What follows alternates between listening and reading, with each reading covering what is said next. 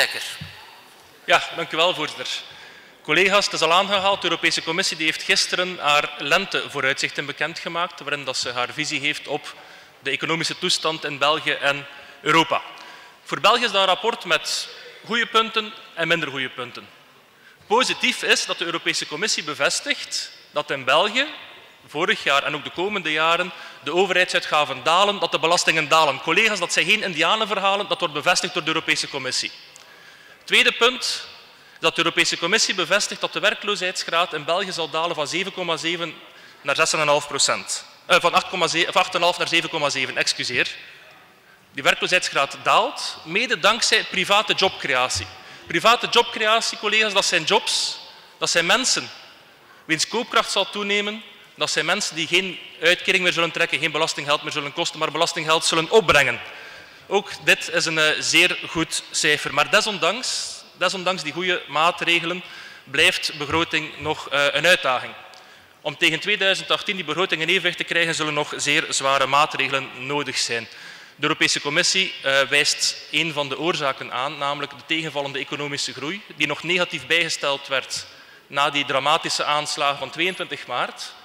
Die aanslagen hebben een zeer zware menselijke tol geëist van ons allemaal. En daar komt ook nog eens die economische schade bovenop. En we kunnen daar op twee manieren op reageren, collega's. We kunnen kiezen om positieve initiatieven te ondersteunen. Er zijn mensen die oproepen doen onder de naam Dining for Brussels, om de horeca hard onder de riem te steken, om ons allemaal samen er terug bovenop te helpen. Of we kunnen op een andere manier reageren, namelijk met een nieuwe algemene politieke staking en de economie nog een keer opnieuw de dieperik in te duwen. Een politieke staking ondersteund door de vakbonden en de politieke oppositie hier in dit parlement. Er is zelfs ook een directeur van de Nationale Bank, die daar de syndicale vleugel vertegenwoordigt, die zei van laat Zaventem voortaan links liggen. Allen naar Schiphol. Collega's, dat is onverantwoordelijkheid ten top. Dit is de tak afzagen waar we met z'n allen op zitten. Dit is zelfdestructie. Vandaar, meneer de premier, mijn vraag aan u. 1. Hoe leest u dat Europees rapport, dat rapport van de Europese Commissie? En 2. Wat zult u doen om positieve initiatieven te ondersteunen, om ons allemaal er terug bovenop te helpen? En wat zult u doen om destructieve initiatieven zoals die staking te vermijden? Dank u wel. Dank u, meneer De Dekker. Meneer Van Quickenborne.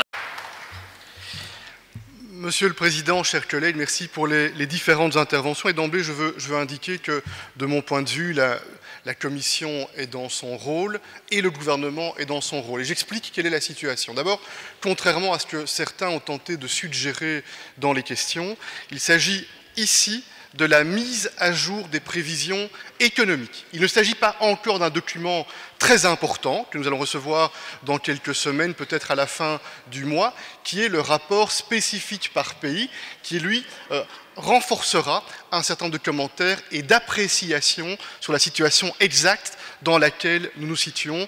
Premier élément, me semble-t-il, pour relativiser un certain nombre de propos.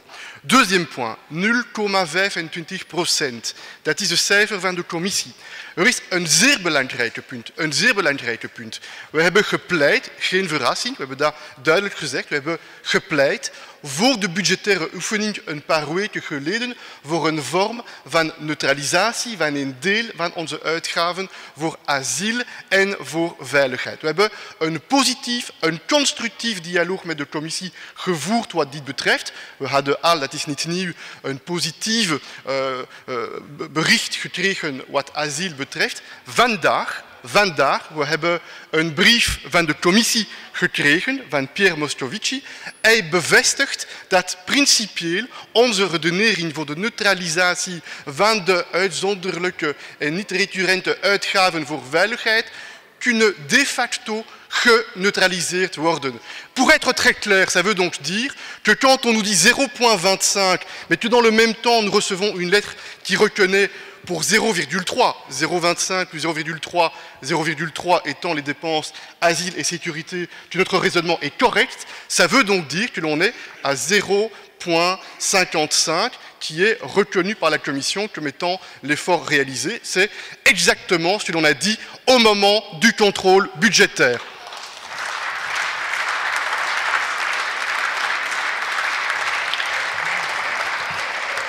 je veux aussi indiquer, pour rappel, pour mémoire, que nous sommes engagés à faire 0,6% pour l'entité 1, alors que l'Europe recommande 0,6% pour l'ensemble du pays. Je veux insister, certains l'ont fait, sur le fait que l'on est bien entendu en dessous des 3%, ce qui est évidemment important. Mais je veux aussi reconnaître, ik wil erkennen, dat we geconfronteerd zijn met een potentieel delicate punt. Dat is onze schuld. En zeker in de volgende weken, maanden en zeker in het kader van de volgende budgettaire oefeningen in juni, in juli, we zullen daar nog zeker een bijzondere aandacht geven voor dit belangrijke punt. Misschien nog een belangrijke punt om een paar opmerkingen een beetje te relativeren. Ik stel ook vast dat in 2015, we hebben dezelfde discussies gehad na een paar rapporten van de Europese Commissie. Je donne par exemple la discussion qu'on avait eue sur le déficit de 2015, où nous disions, nous, gouvernement, c'est 2,6 selon nos calculs. La Commission avait d'abord dit c'est 2,9. L'ICN nous a donné raison, a dit c'est 2,6. Et aujourd'hui, la Commission prend comme chiffre de départ pour 2015 nos chiffres, 2,6 et pas les 2,9 qui avaient été pris, ce qui montre bien qu'il y a un dialogue qui nous permet de faire valoir nos arguments.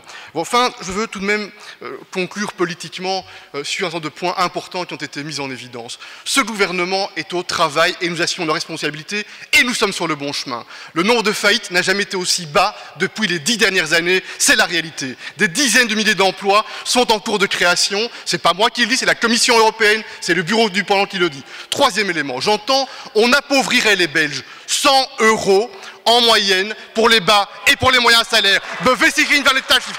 Dat zijn de cijfers. Dat is de realiteit. Integendeel. Deze regering is hard aan te werken met moedige, noodzakelijk, cruciale hervormingen voor de toekomst, voor de welvaart, voor de solidariteit. Nous, la solidarité, on ne se contente pas de la déclamer, de la proclamer, on travaille par des réformes semaine après semaine pour être en mesure de financer des soins de santé de qualité, pour être en mesure de financer dans la durée nos pensions. Voilà le travail qui est réalisé. Et effectivement, j'appelle chacun de sociale partners, de economische leiders, de vakbonden, de regering, meerderheid en misschien ook oppositie. Waarom niet? Dat is niet onmogelijk misschien. J'appelle chacun à être responsable. Nous sommes confrontés à un moment difficile, la terreur, des attentats qui ont eu un impact. En quelques jours, on a pris des mesures très fortes de soutien au secteur économique en difficulté. Nous sommes très déterminés à agir. Rendez-vous en toute hypothèse en juin, en juillet pour les prochains exercices budgétaires. Nous allons tenir le cap de l'assainissement et le cap des réformes pour l'emploi.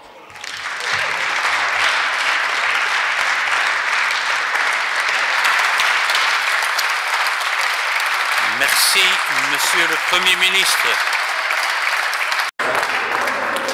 Meneer... Wacht een beetje. Allez. Écoutons, laten we luisteren naar meneer Kalf. Ja, meneer de minister, ik begrijp wat het probleem is. De eerste minister is pas een half uur geleden, was hij pas moedig genoeg om naar hier te komen, dus hij heeft gewoon het antwoord van vorige keer... Hij heeft gewoon het antwoord van vorige keer voorgelezen. Hij heeft gewoon het antwoord van vorige keer voorgelezen. Dus Eurostat zegt, België bij de 2 landen waar de werkzaamheidsgraad daalt, voor de eerste minister verandert er niks. Prijzenobservatorium die zegt, het leven van de mensen wordt duurder, voor de eerste minister verandert er niks. Europese Commissie die zegt, begroting niet op orde, en de eerste minister zegt, wij blijven gewoon voortdoen. Dit land verdient een kapitein die minstens de waarheid onder ogen durft zien. De eerste minister die iets vertelt waar mensen in kunnen en in willen geloven. En wat mij dan tegen de borst stuit, is dat een aantal mensen van de meerderheid die hebben gezegd, het feit dat het nu wat tegenvalt, heeft te maken met de aanslagen. Collega's, ik vind dat degoutant. Ik vind dat eigenlijk degoutant. Wat er in Maalbeek en in Zaventem is gebeurd, is verschrikkelijk. Gebruik die aanslagen niet om het eigen falen toe te dichten. Afronden. Toe te dekken. Afronden. Het feit dat die cijfers tegenvallen heeft te maken met het recept van de regering. Het feit dat dat recept niet werkt. En het wordt tijd, beste collega's, om dat bij te sturen. En u klaagt over het feit dat mensen buiten komen, op straat komen, terecht. De woede is overal en die roep om rechtvaardigheid die zal niet snel stilvallen. Zeker niet als een premier de waarheid geweld blijft aandoen, ook in dit parlement. Dank u, meneer Kalver.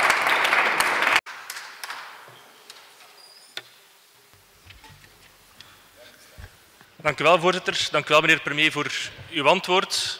Collega Calvo, zou je toch wel een keer een oproep willen doen om even dat populisme achterwege te laten, even uw oogkleppen af te doen en een keer uw ogen te openen voor de waarheid. Lees het rapport van de Europese Commissie.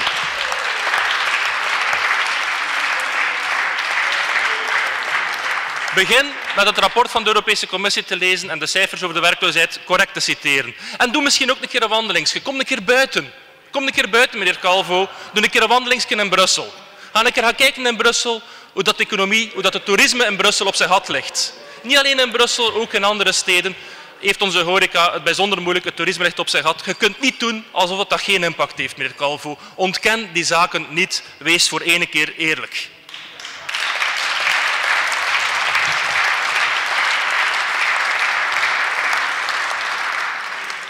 En collega's, wat de opmaak van de begroting 2017 en de weg naar het evenwicht betreft in 2018, zou ik nog een keer willen terugkomen op de wijze woorden van de gouverneur van de Nationale Bank, Jan Smet.